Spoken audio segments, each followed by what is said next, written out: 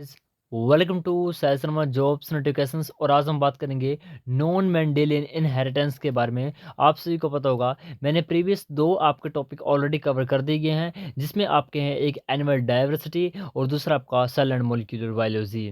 दो आपके topic already cover हो चुके हैं। यदि आपने नहीं देखे तो मेरी वीडियो के डिस्क्रिप्शन बॉक्स में या मेरे चैनल पर जाइए आप, वहाँ प्ले लिस्ट बनी हुई है, आपको वो चेक कर लेनी है। ओके, या पॉडकास्ट पर भी आप देख सकते हो। दूसरी बात हम करते हैं आज के टॉपिक की। आपसे पता होगा मेंडेलियन और नॉन मेंडेलियन। मेंडेलियन वो इनहेरिटेंस है जो मेंडल्स के लॉ को फॉलो करते हैं। जो टोटल तीन लॉ हैं, एक डोमिनेंस, एक आपका इंडिपेंडेंट असॉर्टमेंट और एक आपका सेग्रीगेशन। ये तीनों लॉज जो है वो मेंडल के लॉ को फॉलो करते हैं, इसलिए हम इन्हें कहते हैं मेंडेलियन इनहेरिटेंस। और नॉन मेंडेलियन इनहेरिटेंस यानी जो मेंडल के लॉज को फॉलो नहीं करते हैं। वो कौन कौन से, यदि आपके से डायरेक्ट क्वेश्चन पूछा जा सकता है तो आप बता सकते हो एपिस्टासिस हो गया, कॉम्प्लीमेंट्री जीन हो गया, सप्लीमेंट्री जीन हो गया, इनकम्प्लीट डोमिनेंस हो गया, को डोमिनेंस हो गया, मल्टीपल एलील्स होंगे। ये सभी आपके क्या हैं, नॉन मेंडेलियन इनहेरिटेंस के एग्जांपल हैं। तो स्टार्ट करता है सबसे पहले आपका एपिस्टासिस एंड इट्स टाइप। आपसे डायरेक्ट क्वेश्चन पूछा जाएगा, आपसे ये नहीं कि थ्योरेटिकल पूछा जाएगा। यदि आपको खुद लिखना है, आपसे सीधा एक एमसीक्यू टाइप क्वेश्चन पूछा जाएगा। तो यदि आपको बेसिक क्लियर होगा तभी आप एमसीक्यू क्वेश्चन अटेम्प्ट कर पाओगे। तो यहाँ पर आपको ध्यान से सुनना है। Sometimes the effect of genes inheritance is that one gene mask या hide the effect of another gene at the different loci. A type of gene interaction in which the expression of one gene pair masks the effect of another gene pair, it is termed as epistasis. तो epistasis कुछ नहीं है। यदि आप सभी को पता होगा, दो जीन होते हैं, यदि एक जीन दूसरे जीन की एक्सप्रेशन को हाइड कर रहा है, ठीक है, उसके एक्सप्रेशन को क्या कर रहा है, मास्क कर रहा है, तो उसे हम कह रहे हैं epistasis. The epistasis is a gene that mask the expression of another gene is said to be epistatic gene. जो जीन जो जीन किसी अन्य जीन पर मास्क कर रहा है उसको हम बोल रहे हैं एपिस्टैटिक जीन। और जो जीन एक्सप्रेस्ड हो रहा है, ठीक है, या जो हाइड हो रहा है, उसे हम कहते हैं hypostatic gene. Okay, the minimum two genes are required for epistasis.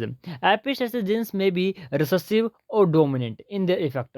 एपिस्टेटिस is different from dominance. देखो, डोमिनेंस में भी क्या हो रहा है, एक एलील्स को सुप्रेस किया जा रहा है और दूसरा क्या कर रहा है, एक्टिवेट हो रहा है। बट एपिस्टेसिस और डोमिनेंस आपका बिल्कुल डिफरेंट है।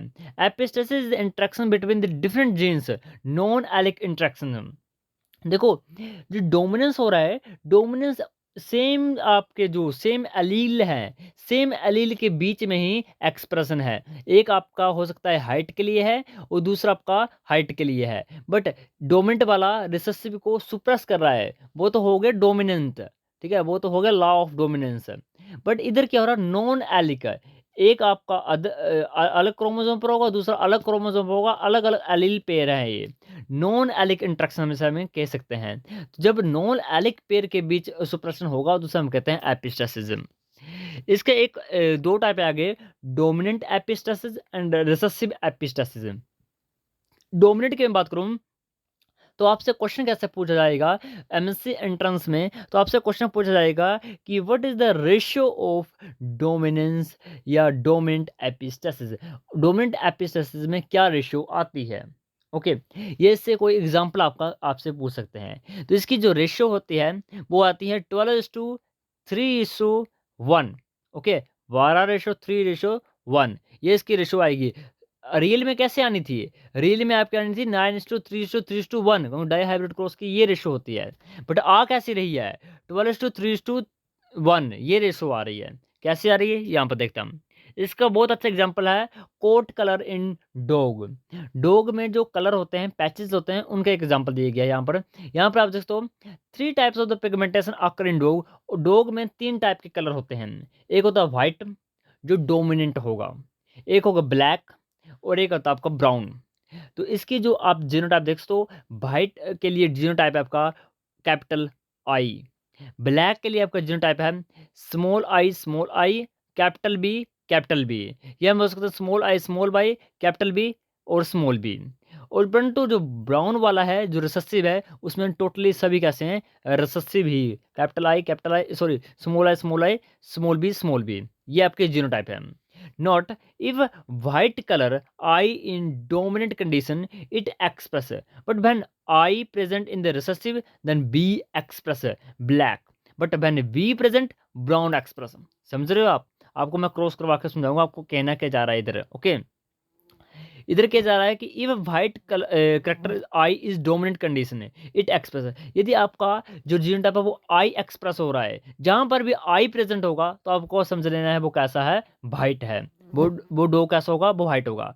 बट जिधर आपका स्मॉल आई एक्सप्रेस हुआ वो साथ में चाहे कैपिटल बी हो चाहे स्मॉल बी हो, बट स्मॉल आई आपका एक्सप्रेस हो रहा है तो यहाँ पर आपका ब्लैक कलर होगा। और यदि आपके दोनों जीन आपके स्मॉल आई स्मॉल बी है तो फिर वो ब्राउन होगा। क्रॉस करके यहाँ पे आप देख दो, यहाँ पर देखो हमने क्रॉस करवाया है व्हाइट डॉग को ब्राउन डॉग के साथ। हम व्हाइट डॉग के आप सभी को तो डोमिनेंट है तो कैपिटल आई कैपिटल बी, और ब्राउन डॉग है तो ये रिसेसिव है तो स्मॉल आई स्मॉल बी।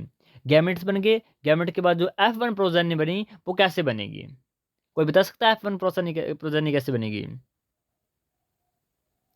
तो यहाँ पर जो F1 प्रोजेनी बनेगी वो व्हाइट बनेगी, क्योंकि इधर वो नहीं आपको वहाँ मेंडल वाला लॉ मत लगाना, यहाँ पर मेंडल वाला लॉ लगा दिए कि इंटरमीडिएट बन जाएगा। ठीक है, तो इंटरमीडिएट या इनकम्प्लीट डोमिनेंस इधर कोई शो नहीं कर रहा है, इधर हो रही है भाई आपकी एपिस्टेसिस। इधर आपका जो यदि मैंने कहा है आपको कोई डोमिनेंट आई आपको जहाँ पर दिख गया ना, समझ लो कि वो व्हाइट है। कुछ नहीं सोचना आपको, जहाँ पर कैपिटल आई दिख गया यानी व्हाइट है। तो यहाँ पर देखो capital I small I capital B small B, capital I दिख रहा है ना, बस व्हाइट है ये। उसके बाद जब हमने इसकी कराई आप सभी को तो सेल्फिंग करवाई, हमने करवाई F1 प्रोजेनी की सेल्फिंग, तो capital B capital I capital B capital I capital B small B. Okay, small I capital B और स्मॉल आई स्मॉल बी आप सभी को करने आती है। इसकी जो यहाँ पर हम सेल्फिंग करवा के हम देख सकते हो आप, तो जहाँ पर भी कैपिटल आई प्रेजेंट है वो हर जगह वहाँ पर व्हाइट लिख दीजिए, क्योंकि वो डोमिनेंट है, वो तो एक्सप्रेस करेगा करेगा। तो जहाँ पर भी आपका कैपिटल आई प्रेजेंट है वो व्हाइट है आपका। तो पहले आपके 1 2 3 4 5 6 7 8, ये 8 तो हो गया आपके व्हाइट, 9th भी व्हाइट है, उसके अगले बाद व्हाइट है। उसके बाद ब्लैक को देखिए आप, ब्लैक कैसा हुआ, ब्लैक हुआ स्मॉल आई, यहाँ पर आई ही एक्सप्रेस नहीं कर रहा है। ठीक है, यदि आई एक्सप्रेस नहीं कर रहा है तो फिर ब्लैक होगा, क्योंकि आई तो कैपिटल आई तो प्रेजेंट नहीं है। आगे वाला ब्लैक होगा, इससे अगला वाला व्हाइट होगा, क्योंकि यहाँ पर देखो कैपिटल आई आ चुका है, अगला वाला व्हाइट है, फिर सेकंड लास्ट आपका ब्लैक होगा, और सबसे लास्ट वाला आपको होगा ब्राउन, क्योंकि यहाँ पर बी भी इसमें क्या है, रिसेसिव है। आई तो रिसेसिव है ही है, बी भी आपका रिसेसिव है, तो ये ब्राउन हो जाएगा। और इसकी रेशियो देखो, ये रेशियो आ गई 12:3:1। मेंडल के अकॉर्डिंग रेशियो आती थी 9:3:3:1, बट एपिस्टेसिस में रेशियो चेंज हो गई, इसलिए हम कहते हैं इसको नॉन मेंडेलियन इनहेरिटेंस, यानी मेंडल के लॉ को फॉलो नहीं कर रहा है। एक और एग्जांपल है कुकर बिट्टा पिप्पो, बट मैं आपको नहीं बताऊंगा क्योंकि काफ़ी बड़ा हो जाएगा। रेशियो आपको आएगी डायरेक्ट आपसे पूछा जाएगा, तो डायरेक्ट आपको रेशियो बता देनी है 12:3:1 ratio in the dominant epistasis. But recessive epistasis में ये चेंज हो जाएगा। कैसे चेंज होगा? रिसेसिव एपिस्टेसिस देखिए, it occur when the recessive allele at one gene mask और reduce the expression of alleles at the interacting locus. This form of gene interaction in which the homozygosity for the recessive alleles at one locus can be mask the phenotype expression of the second gene called as recessive epistasis। recessive epistasis आपके direct पूछा जा सकता है कि ratio क्या होती है। तो डोमिनेंस की मैंने क्या बताई, डोमिनेंट एपिस्टेसिस की रेशियो होती है 12:3:1, और रिसेसिव की रेशियो होती है 9:3:4। ओके, याद रखनी रेशियो, रेशियो पूछी जाएगी आपसे। ओके, इसका बहुत अच्छा एग्जांपल है कोट कलर ऑफ माइस। माइस का कोट कलर यहाँ पे पूछा गया है। ठीक है, यहाँ पर देखिए आप, यहाँ पर जो होमोजाइगस रिसेसिव है मास्क कर रहा है डोमिनेंट ट्रेट को, रिसेसिव है, इधर उल्टा हो रहा है, इधर वो जो रिसेसिव वाला एलील है वो डोमिनेंट के एक्सप्रेशन को स्टॉप कर रहा है या उसको हाइड कर रहा है।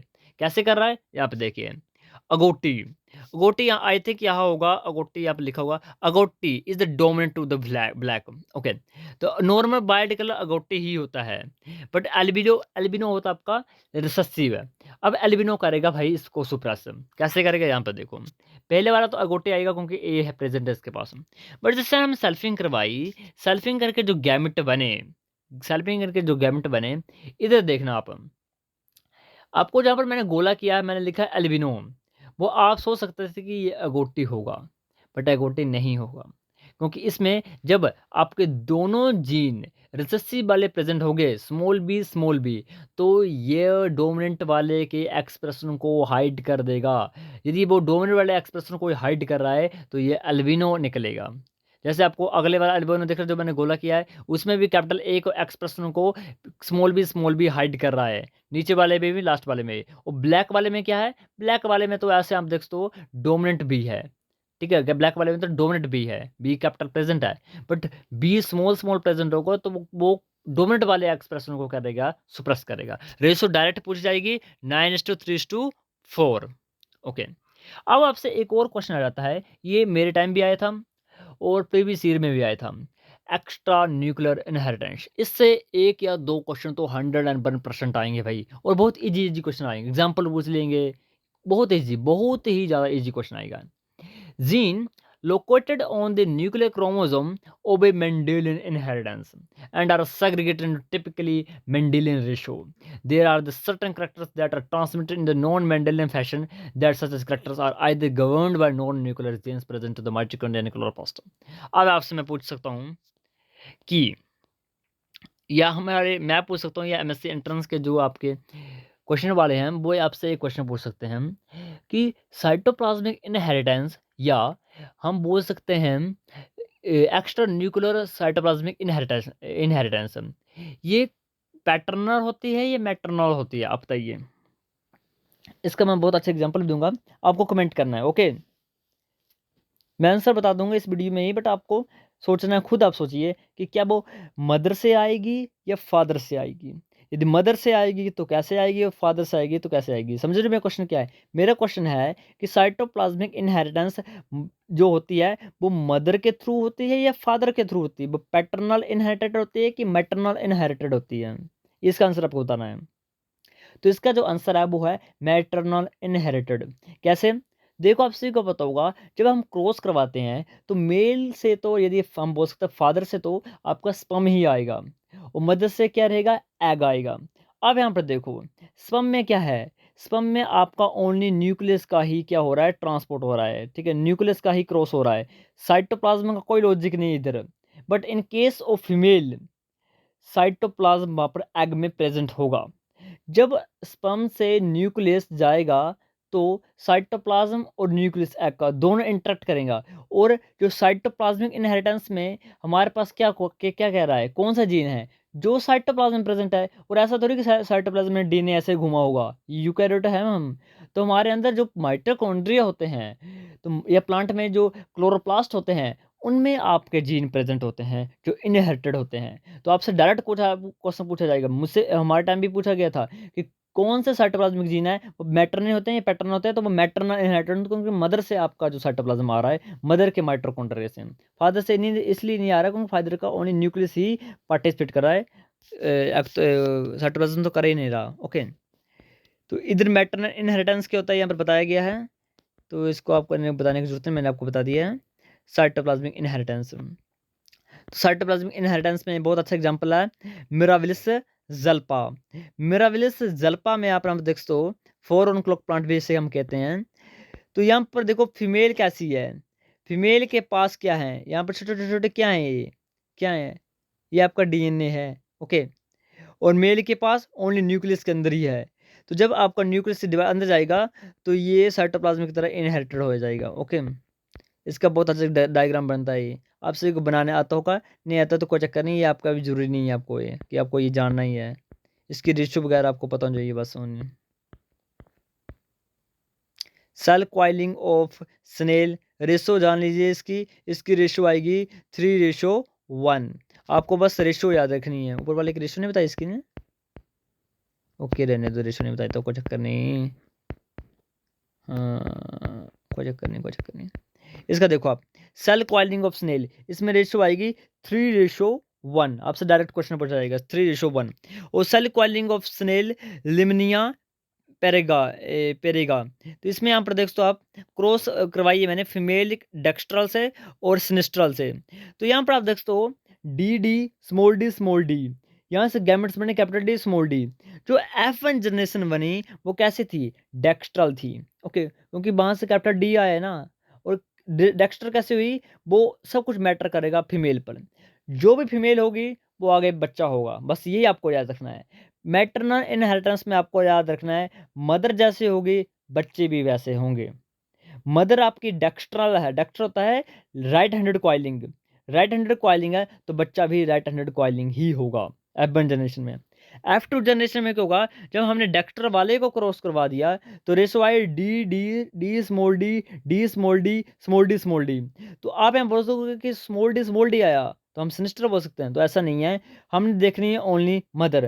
तो यहाँ पर मदर कैसी थी? जैसे हमने F1 क्रॉस करवाई तो मदर कैसी थी? डेक्स्ट्रल आई थी। तो डेक्स्ट्रल को हमने आगे बिसेट क्रॉस करवाया तो सब कुछ मैटर आएगा, तो सभी आपकी प्रोजेनी कैसे आ जाएगी? डेक्स्ट्रल आ जाएगी। और हम जब F3 करवाएंगे तब आपकी एक सिनिस्ट्रल आएगी। ओके, तब क्या आएगी? एक सिनिस्टर आएगी। तभी तो रेशो 3:1 आ रही है। अब मैं आपसे पूछ सकता हूँ कि monohybrid cross of the Mendel, इसमें आपके 3:1 कब आती थी? 3 आपकी आती थी F2 में। Okay, but in case of non Mendel inheritance यानी मिराबिलिस जल्पा, और साथ में इसकी सेल्फ कॉलिंग ऑफ लिमनी पेरेगा, इसमें आपकी स्नेल में तो जो रेशियो आती है वो F3 जनरेशन में आती है। तो इससे आपके डायरेक्ट क्वेश्चन बन जाता है कि F3 जनरेशन में तो कौन से जनरेशन में आपके 3:1 आती है इन केस ऑफ साइटोप्लाज्मिक इनहेरिटेंस?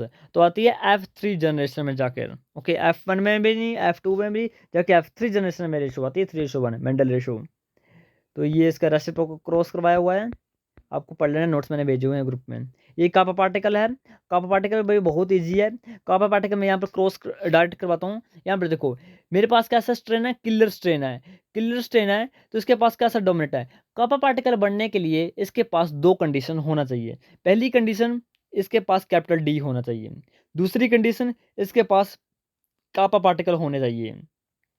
ठीक है, तब हम इसको बोल सकते हैं कि ये किलर स्ट्रेन है। अगर एक भी चीज़ कमी रह गई तो ये हो जाएगा सेंसिटिव। यहाँ पर देखो मैंने क्रॉस करवाई है किलर को सेंसिटिव के साथ, और कंजुगेशन हुई 3 मिनट से कम, 3 मिनट से कम कंजुगेशन हुई। तो यहाँ पर ओनली न्यूक्लियस का ही क्या हुआ है? कंजुगेशन हुआ है, ट्रांसपोर्ट हुआ है। साइटोप्लाज्म में कोई ट्रांसपोर्ट नहीं हुआ है। तो हमारे जीन कहाँ पर प्रेजेंट है? हमारे साइटोप्लाज्म में प्रेजेंट है, क्योंकि ये मैटरनल इनहेरिटेंस है, यानी क्लोरोप्लास्ट या हम बोल सकते हैं माइटोकॉन्ड्रिया में। माइटोकॉन्ड्रिया क्लोरोप्लास्ट का कोई यहाँ पर कंजुगेशन नहीं है, कोई ट्रांसपोर्ट नहीं है, ओनली डीएनए का ही ट्रांसपोर्ट हुआ है, न्यूक्लियर डीएनए का ही। तो न्यूक्लियर डीएनए में कैपिटल डी था, कैपिटल के, स्मॉल के, स्मॉल के। जब मैंने क्रॉस कराई तो कैपिटल के, स्मॉल के, कैपिटल के, स्मॉल के। अब सेंसिटिव के पास कैपिटल के तो आ गया बट कापा पार्टिकल नहीं आया। कापा पार्टिकल इसीलिए नहीं आया क्योंकि 3 मिनट से कम के क्रॉस थी, इसलिए कापा पार्टिकल नहीं आया और ये सेंसिटिव ही रहा। ओके, जब इसके मैं ऑटोगैमी की तो ऑटोगैमी करने के बाद ये किलर सेंसिटिव सेंसिटिव सेंसिटिव बना देगा। ओके, उसके बाद हम देखते हैं सेकंड केस। सेकंड केस में हमने किलर लिया, दूसरा सेंसिटिव लिया, कैपिटल के, स्मॉल के, कंजुगेशन हुई 3 मिनट से ज़्यादा। अब क्या होगा? अब साइटोप्लाज्म भी एक्सचेंज कर जाएगा। जब न्यूक्लियर जीन तो कर ही रहे हैं, पहले भी कर रहे थे, बट अब साइटोप्लाज्म भी एक्सचेंज कर रहा है। तो जो हमारे जो मैटरनल के जो जीन थे वो साइटोप्लाज्म में तो प्रेजेंट थे, यानी कापा पार्टिकल तो प्रेजेंट साइटोप्लाज्म में थे। अब कापा पार्टिकल आपके कहाँ चले जाएंगे? इसके अंदर चले जाएंगे, सेंसिटिव के अंदर ही, और इसको क्या बना देंगे? किलर। दोनों कैसे निकलेंगे? Killer killer. Okay, incomplete dominance क्या होती है? Although many alleles display a simple dominant and recessive relationship, genetics have been also identified some cases in which heterozygote exhibit the incomplete dominance. अब बता दो मैं आपको, आपको एक स्टेटमेंट लिखनी है, but is incomplete dominance a condition in which the phenotype is intermediate between the corresponding homozygous individuals. In 1905, German botanist Karl Korns first observed this phenomena in the color of flowering flower Mirabilis zalpa. तो आपसे पूछा जा सकता है कि incomplete dominance किसने observe की थी? तो 1905 ईस्वी में कार्ल स्कोर्न ने की थी। ओके, यहाँ पर उसने फ्लावर लिए थे, red flower, white flower. Cross करवा के जो रेशो आई थी वो रेशो तो मैं आपको बताऊंगा, बट उसके जो कलर आया था वो पिंक आया था। फ्लावर रेड लिए थे, वो व्हाइट लिए थे, आगे भाई पिंक। तो ये हो गए इनकम्प्लीट डोमिनेंस। ये एक क्या हो सकता है, हम पैचेस टाइप आए हैं। ओके, इनकम्प्लीट डोमिनेंस का हमने सेल्फिंग करवाई तो हमारे पास क्या आया? एक रेड आया, दो पिंक आए, एक वाइट आया, रेशो चेंज होगी मेंडल से। मेंडल बोलता था कि 3:1 आएगा, और दूसरे रेशो मेंडल बनाता था कि मोनो हाइब्रिड क्लोज के लिए, ठीक है, उसकी रेशो थी 3:1। But in case of 1:2:1 I, okay, तो रेशो ही आपकी चेंज होगी इसमें। कोडोमिनेंस, कोडोमिनेंस में क्या हुआ, the phenomena in which two alleles are both express in the heterozygous condition is called as codominance. Codominance में दोनों जीन आपके एक्सप्रेस कर रहे हैं, दोनों अलील्स आपके एक्सप्रेस कर रहे हैं। होता क्या है, जब डोमिनेंट भी प्रेजेंट हो, रिसेसिव प्रेजेंट हो, तो ओनली डोमिनेंट ही एक्सप्रेस करता है, रिसेसिव एक्सप्रेस नहीं कर रहा है according to the Mendel. But codominance में क्या हुआ, दोनों जीन एक्सप्रेस कर पड़े करने हैं। अगर दोनों एक्सप्रेस कर रहे हैं तो फिर प्रॉब्लम क्रिएट कर रही है। तो यहाँ पर बहुत अच्छा एग्जांपल है red blood cells of humans. इसमें ए बी और ओ चारों आपके अपना अपना अपना एक्सप्रेशन शो कर रहे हैं। ओके, कैसे कर रहे हैं, यहाँ पर देखो, जीनोटाइप आई ए, इसका क्या ब्लड ग्रुप बनेगा, ए बनेगा। आई ए स्मॉल वाई, तो भी एक्सप्रेशन हो रही है, तो ए। कैपिटल ए कैपिटल बी, तब तो कोडोमिनेंस हो जाएगा, यहाँ पर कोडोमिनेंस हो जाएगा। कैपिटल ए कैपिटल बी दोनों अपना एक्सप्रेशन शो कर रहे हैं, यानी तो कैसा ब्लड बन रहा है, ए बी ब्लड ग्रुप बन रहा है, तो ये कोडोमिनेंस का एग्जांपल है। ओके, ठीक है। यहाँ पर एक और क्वेश्चन आता है मल्टीपल अलील से। तो मल्टीपल अलील से क्या क्वेश्चन बनता है, मैं आपसे पूछ सकता हूँ। हाँ, यूनिवर्सल डोनर क्यों कहते हैं हम, ओ को यूनिवर्सल डोनर डोनर क्यों कहते हैं, और ए बी को यूनिवर्सल रेसिपिएंट क्यों कहते हैं। तो इसका बहुत अच्छा एग्जाम्पल, बहुत अच्छा आपका आंसर है। जो ब्लड ग्रुप ओ होता है, उसके पास आपका कोई भी एंटीजन प्रेजेंट नहीं होता है। देखो, कोई बच्चा है, उसके पास ओ ब्लड ग्रुप है और उसके पास एंटीजन ही नहीं है। अब देखो, जब उसका ब्लड किसी अन्य व्यक्ति के शरीर में चढ़ाया जाएगा, तो उसके पास तो एंटीजन है ही नहीं, तो वो सीधा ब्लड में घुल जाएगा और कोई डैमेज कोज नहीं करेगा, क्योंकि उसके पास तो एंटीजन है ही नहीं। एंटीबॉडी के साथ क्या इंटरेक्ट करेगा जिससे उसके पास एंटीजन ही नहीं, तो कोई इंटरेक्शन नहीं होगी, और बंदा ब्लड ट्रांसफ्यूजन कर सकता है आराम से। But in case of blood group A B, इसे हम कहते हैं यूनिवर्सल रेसिपिएंट है। इसमें जो देने वाला उसके पास एंटीजन तो है, बट जो लेने वाला उसके पास एंटीबॉडी ही नहीं है, ठीक है, एंटीबॉडी नहीं है जो लड़ेगी। अब वो ए बी जो एंटीबॉडी एंटीजन के साथ इंटरेक्ट नहीं कर पा रही है, क्योंकि एंटीबॉडी है ही नहीं। होता क्या है, यदि देखो, हमने ब्लड भेजा नॉर्मल ए, और बंदा बी बी ब्लड ग्रुप वाला है, तो ए की एंटीजन बी के एंटीबॉडी के साथ इंटरेक्ट करेगा, क्लोट बनाएगा और बंदे की death. But in case O blood group antigen ही नहीं है, इंटरेक्शन नहीं होगी, तो बंदा जी बच जाएगा। Antibody case of A B blood group, antibody नहीं है, एंटीजन तो आया बट एंटीबॉडी नहीं है, तो बंदा बच जाएगा। ठीक है, तो ऐसा आपका लॉजिक है। बाकी आपसे पूछे जा सकते हैं कि यदि फादर का ब्लड ग्रुप ये है, मदर का ये है, तो बच्चे का कैसा होगा। काफी क्वेश्चन पूछ जाएंगे, एक दो क्वेश्चन तो पक्का है इससे। तो ये आपको कैसे याद रखने हैं, बहुत ईजी, बहुत ज्यादा ईजी है। अब यहाँ पर देखो, यदि आपके फादर का ब्लड ग्रुप ए है, मदर का ब्लड ग्रुप आपका ओ है, तो यहाँ पर क्रॉस करवा के जो आपकी प्रोजनी बनेगी, उसमें ब्लड ग्रुप यहाँ पर तो ए ब्लड ग्रुप आएगा। I is the dominant over small I. यहाँ पे देखो, जो ओ ब्लड ग्रुप है उसमें क्या जीनोटाइप है, small I small I. But in case of pure A blood group homozygote, तो होमो एक होता होमो, एक होता हिट्रो, यहाँ पर होमो है। ओके, तो capital I capital A capital I capital A. Okay, जिसमें जो गैमेट बनेंगे वो प्योर आपके कैसे बनेंगे, ए ब्लड ग्रुप बनेगा। यदि आपका पेरेंट्स बी है और आपके जो मतलब एक बी है, यानी मदर, कोई भी मान लीजिए, मदर फादर जो भी मान लीजिए आप, एक बी है और एक ओ है, तो भी कैसा ब्लड ग्रुप बनेगा, बी ही बनेगा। यदि आपके पेरेंट्स ए ब्लड ग्रुप के हैं और दूसरे बी वाले हैं, तो कैसे बनेगी, ए बी बनेगा। ओके, और बाकी एग्जाम्पल दे दूंगा इसका मैं आपको, यहाँ पर देखना, ये देखो, ये यहाँ पर देखिए, यदि मदर आपकी ए ब्लड ग्रुप वाली है, फादर आपके बी हैं, तो प्रोजेनी कैसे बनेगी, ए बी ब्लड ग्रुप बनेगा।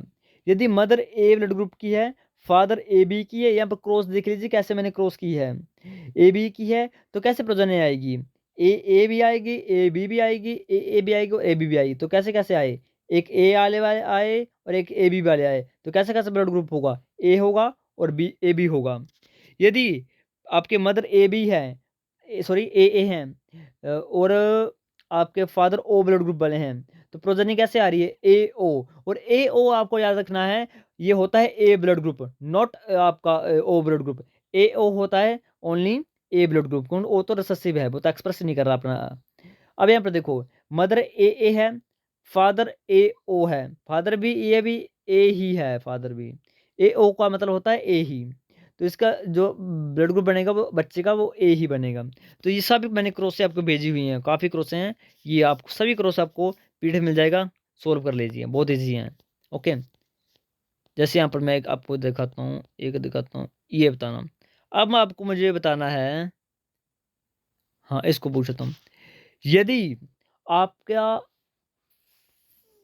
फादर बी ब्लड ग्रुप वाला है, मदर ओ ब्लड ग्रुप वाला है, तो ऑफस्प्रिंग कैसा होगा, कमेंट कीजिए। बहुत इजी क्वेश्चन है। यदि आपका फादर बी ब्लड ग्रुप वाला है, मदर ओ वाला है, तो बच्चा कैसा होगा। ओके, इसका आपको आंसर बताना है, और मैं एक आपको सॉल्व करके बता देता हूँ। एक मैं आपको बताता हूँ कौन सा एग्जाम्पल लूँ, इसका आंसर आपको खुद बताना है जो मैंने पूछा है आपसे। ओके, ये पूछ देता हूँ, इसको सोल्व करा देता हूँ। यदि आपके मदर का ब्लड ग्रुप ए बी है, फादर का ब्लड ग्रुप बी है, तो ऑफस्प्रिंग कैसे आएगा। तो यहाँ पर क्रॉस देखिए, मैं जूम कर देता हूँ, क्रॉस देखिए आप, ए बी है मदर का, बी है ओ, बी ओ होता है बी ही, क्योंकि यहाँ पर हेटेरोजाइगस कंडीशन है। ओके, यहाँ पर आपकी क्रॉस करवा दी मैंने, ए को बी के साथ तो ए बी, ए को ओ के साथ तो ए, फिर मैंने कराया बी को बी के साथ तो बी, और बी को ओ के साथ तो बी। तो क्या कैसे कैसे बने यहाँ पर, एक तो बना ए, एक तो बना आपका ए बी, और एक आपका बना बी। तो ऐसे कंडीशन होगी तो आपके पास ए भी बन सकता है, ए भी बन सकता है, और बी भी बन सकता है, तो ये कंडीशन है। ओके, तो वाकई आपको लाइक शेयर एंड सब्सक्राइब करना है, चैनल के साथ बने रहना, चैनल को सब्सक्राइब कर लेना है, क्योंकि आपके जितने भी आपके टॉपिक हैं, मैक्सिमम 26 टॉपिक मैंने आपको बताया, सिलेबस आपको देख लेना है, मैंने अपलोड किया है वीडियो, प्लेलिस्ट चेक कर लेना। इसमें अभी तक 3 टॉपिक हुए हैं, इसका जो आपकी MCQ टेस्ट हैं वो कल अपलोड कर दी जाएंगे, या हो सकता है मैं आज रात को अपलोड कर दूँ, या मैं वीडियो अपलोड नहीं करूँगा, बस मैं आपको उसका क्वेश्चन, सारे क्वेश्चंस और विद आंसर टेलीग्राम चैनल पर अपलोड कर दूंगा, खुद आपको वहाँ पर देख लेने हैं। ओके, तो like share and subscribe, thank you.